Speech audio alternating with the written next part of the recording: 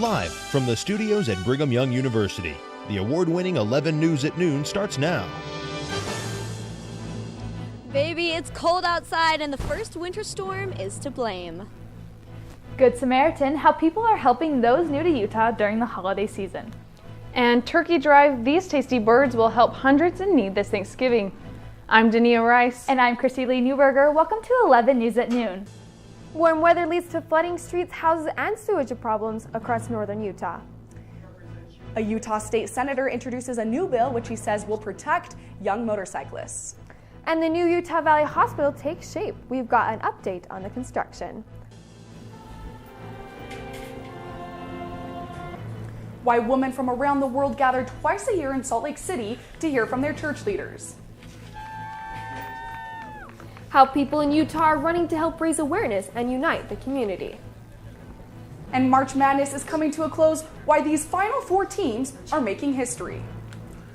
When 11 News continues. What happened to me yesterday just changed me for the rest of my life. Police are still trying to figure out why a man began a shooting in an Ohio nightclub. And how one Utah city is working faster than ever to prevent dangerous flooding. We'll be right back. London is on lockdown after an attack on the British Parliament. Police are calling it an act of terror. I'm Sydney Mercalaire. And I'm Allie Davis. Welcome to 11 News at Noon. We have breaking news out of London. Police have shut down parts of the city following a terrorist attack at Westminster. The BBC reports that one woman is dead and several others are badly hurt.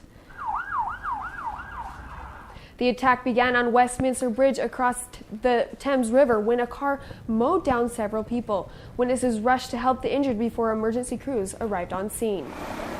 I saw one dumpling go up in the air and then there's three people laying in the road. And we just went to try and help. Police say the attacker continued driving and crashed into the fence outside the House of Parliament, then ran out of his vehicle and rushed inside. He stabbed and killed one police officer. Armed authorities shot and killed him soon after. Much of London went into a panic as authorities descended on the central part of the city. Video captured by the BBC shows people running from the area. Police shut down streets, subway stations, and nearby tourist attractions. The House of Commons and Lords is still currently under lockdown as politicians await further instruction from the authorities. The British government confirms that the Prime Minister is safe at her home. The BYU London Center has also confirmed that all BYU students and faculty in the UK are safe. The Utah Attorney General's debate turned into a town hall-style meeting last night with the sudden withdrawal of Democratic candidate John Harper. Incumbent Sean Reyes spent the hours answering questions submitted by voters in the Beehive State. Candidate John Harper recently dropped out, citing health concerns and a doctor's recommendation. The debate commission continued the event to set the precedence that debates will go on with or without all candidates present. This means that Reyes got to be the sole speaker. Attorney General Sean Reyes also took questions from audience members at the Dixie State University debate. He answered questions on religious liberty, campaign finances, and public lands. He made clear his stance that finding a balance between religious freedoms and civil rights grows increasingly difficult every day. It feels like religious liberties are taking a subservient position to civil liberties. Reyes says he has also cracked down on campaign contribution policy. He says they vet all contributors before accepting their donations. He won't accept money from some donors depending on the situation. If we are investigating, especially if we're prosecuting a company or an individual, I would not take a donation.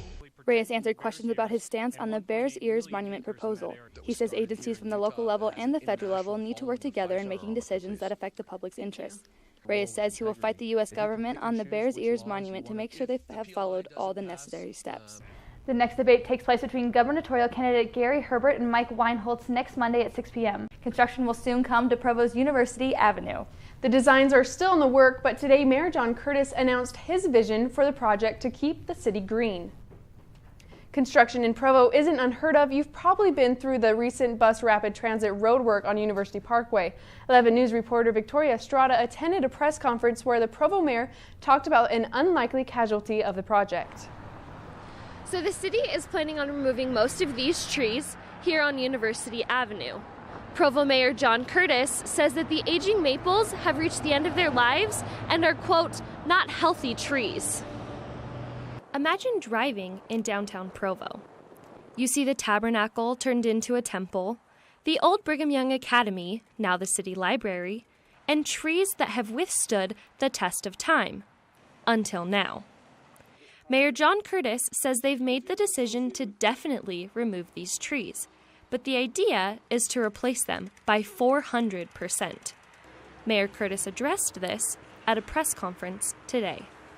As a matter of fact, all of these pinwheels represent a tree that will be planted in addition to the 300 trees that will be planted to replace the trees that we take out. There's the appeal of parking as well as beauty in small downtowns. Both have become hot topics of conversation surrounding the new BRT line. Some are willing to look past the cons and see clear benefits in the replacing and adding of new trees. We have a lot of birds, and I can't imagine how many more birds we'll have if we have all of these trees here. The project also includes new space for bike lanes. This fits right in with Provo's recent Silver Bike City Award. So now the city is working on final details for the project, and they have yet to announce a start date. You mentioned parking. Can you tell us a bit more about the effect that this project will have on the parking in Provo? Yeah, so the city's trying to decide whether or not they're going to remove the parking all here along University Avenue and replace it with trees for the physical appeal. Victoria Estrada, thanks. President Trump and Canadian Prime Minister Justin Trudeau sit down today to discuss ways to ensure a strong connection between two nations. We both got elected on commitments to strengthen the middle class and support those working hard to join it, and that's exactly what we're going to be focused on in these meetings. Prime Minister Trudeau says the middle class will only grow if there's a smooth flow of goods and services across the border. President Trump says he looks forward to welcoming the Canadian leader to the White House. Both say they hope it's a constructive conversation that will help both countries progress. A 7-year-old girl made a lasting connection with one of her heroes Saturday during a Boston Red Sox open house in Florida. She says she saw a soldier in uniform and ran to her for an autograph. The Army reservist says she was flattered by the child's request and says it stuck with her throughout the day. She posted on Facebook and was soon able to reunite with the young fan. They've agreed to meet up for lunch next week.